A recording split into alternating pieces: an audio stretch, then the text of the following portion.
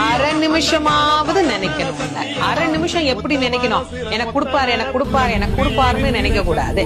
முருகப்பெருமானை உள்ளம் உருகி, அந்த உள்ளம் உருகுகிற போதே நமக்கு அப்படியே கண்களில் இருந்து ஆனந்த கண்ணீர் அப்படியே பெறுவோம். அந்த கண்ணீர்